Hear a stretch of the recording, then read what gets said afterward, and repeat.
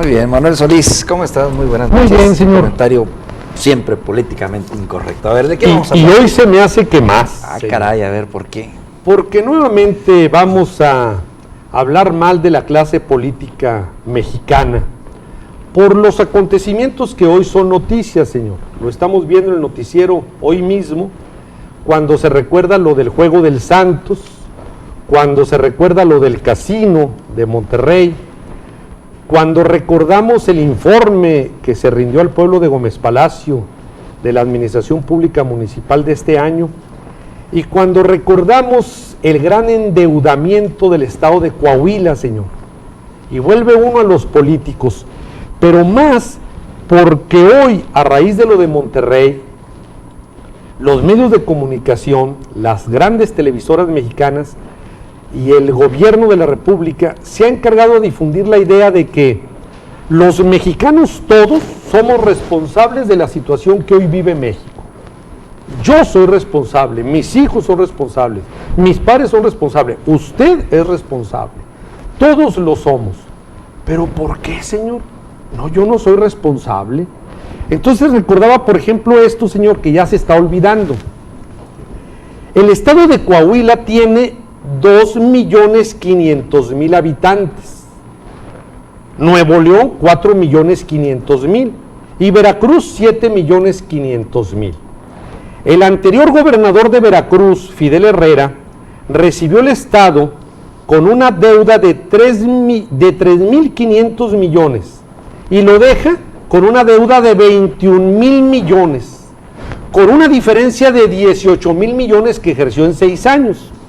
Natividad González Parás, en Nuevo León, recibe una deuda de 8.400 millones y la deja en una deuda de 19.500 millones, de 27.000 millones, entonces una diferencia de 19.000 millones.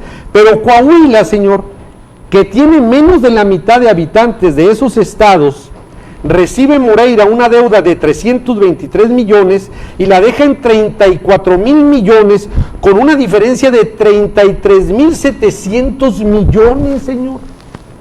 ¿Dónde quedó ese dinero por más obra que se haya realizado? No, bueno, esa es una deuda de un dinero que se debe, pero habría que ver también lo que Los se ejerció, gastos lo que se ejerció con del recursos presupuesto federales, de cada claro. año, así Ahí es. también hubo una cantidad enorme de dinero que se aplicó. Recordaba yo una frase, señor, del licenciado Salvador Sánchez y Sánchez, que fue presidente de Torreón y muy bien recordado siempre. Decía, malos vendrán, que bueno te harán. Yo pensaba que Enrique Martínez y Martínez había sido un mal gobernador por el puente chueco que hizo ahí a la salida de Matamoros. Y ahora resulta que no, que fue un gobernador que cuidó muy bien las finanzas públicas. Malos vendrán, Qué bueno te harán. qué bueno te harán. O sea que Sánchez, Enrique Martínez y Martínez era lo peorcito hasta que llegó Moreira. Esperemos que este otro Moreira no sea tan malo como el carnal. Pero, señor, hablando de hermanos y de desfalcos, en Gómez Palacio, hasta la administración de Octaviano Rendón Arce, el endeudamiento del municipio era de 50 millones. Y Ricardo Rebollo en un año y medio dejó la deuda en más de 300 millones.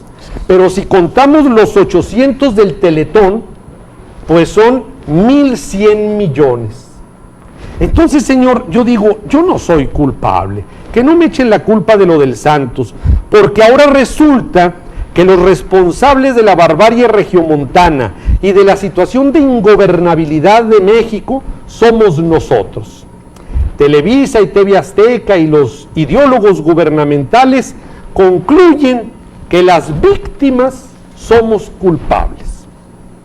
Ahora sí, como diría el gran estadista mexicano y uno de los peores jefes de Estado en la historia del mundo, Vicente Fox, ¿y yo por qué? Si quien expide licencias para que funcionen los casinos es la Secretaría de Gobernación, si la iniciativa para que estos funcionaran fue de Fox y Krill, si quien otorga los amparos que fomentan la actividad a pesar de las muchas irregularidades y los grandes riesgos son los jueces y ministros, si quien debe detener y enjuiciar a los delincuentes son los administradores de la justicia, Si quienes son dueños de equipos deportivos profesionales y de estadios permiten la entrada de gente influyente, de funcionarillos y juniors con sus pequeños ejércitos de guaruritas armados y luego se sorprenden de las detonaciones de fusiles y pistolas que ellos mismos autorizan, si quien ejerce los presupuestos del gasto público son los ejecutivos de los distintos niveles de gobierno y sus funcionarios que gastan, disponan, malversan y endeudan sin misericordia las entidades federativos y municipios que gobiernan, por lo tanto, es claro que ellos son los culpables. Ahora resulta que nosotros somos los responsables y los que operan las corporaciones policíacas y los que integran las averiguaciones previas y dictaminan libertades y condenas y los que presupuestan y ejercen los fondos públicos y los que otorgan concesiones y permisos especiales y los que conceden amparos y garantías de impunidad, y los mexicanos VIP con fuero constitucional y militar. ¿Ellos qué? No, nosotros somos los responsables, los que no mandamos ni en la casa, los que no tenemos empleo, ni seguridad, ni gobierno, ni Estado, ni gobernantes, ni garantías, ni nada. Los hijos de Sánchez, la raza de bronce, somos los culpables. Las víctimas somos los culpables. No, señor, que no nos quieran ver la cara nuevamente.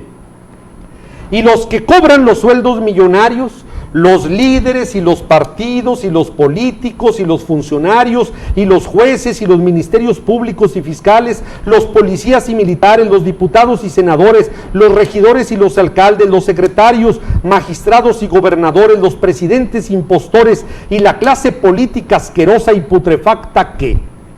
No, señores, no se confundan, los verdaderos culpables son ellos, y ellos, señor, merecen la pena de muerte. Pena de muerte para la clase política mexicana rastrera y mediocre, quienes violan, desfalcan, corrompen, abandonan, ignoran, contradicen, incumplen normas, leyes, códigos, decretos, acuerdos y se burlan de la propia Constitución y de la sociedad. Con su conducta delictiva y desleal defraudan y traicionan al pueblo. La clase política putrefacta y asquerosa es la culpable del México de hoy. Caray, pues ahí nos dejas pensando otra vez, Manuel. Muchas gracias.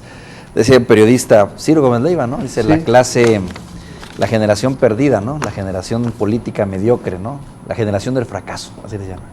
Sí, la generación política del fracaso. Dice, todos fracasaron como líderes, como dirigentes de este país. Y Krill, que gestionó que se crearan, ahora quiere ser presidente de la República. Se empieza a desmarcar y a decir que él no tuvo que ver en eso. Señor, el hermano del presidente de Monterrey que iba por las cuotas, ahora resulta que el presidente no lo sabía. Oye, y le pregunta una reportera muy atinadamente, oiga, señor presidente, ¿y usted sabía que su hermano vende quesos? Porque dice que es por quesos, por la venta de quesos. Dice que el presidente, bueno, es que yo no quiero. No, dígame si, ¿cómo que no va a saber si vende quesos? No pudo contestar el presidente.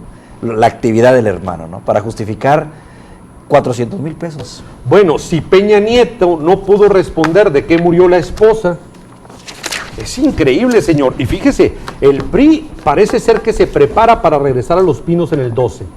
Pero recordemos que el presidente del comité ejecutivo es Moreira. Sí, no. Moreira, el del dato de miedo. No. Y el secretario general adjunto del Comité Ejecutivo Nacional es Ricardo Rebollo, Ricardo Rebollo, el del Teletón de Gómez Palacio. Entonces, señor, Peña Nieto es el que ya olvidó repentinamente las causas de la muerte de la esposa. Y eso nos invita a pensar 1000 cosas, pues él, que es el que debiera informar, lo ignora, pues nosotros imaginamos muchas cosas. Manuel, muchas gracias por tu comentario siempre, políticamente incorrecto, nos dejas pensando. Gracias, Manuel Solís Vázquez. Vamos a una pausa brevísima y hasta aquí, Carol Pérez.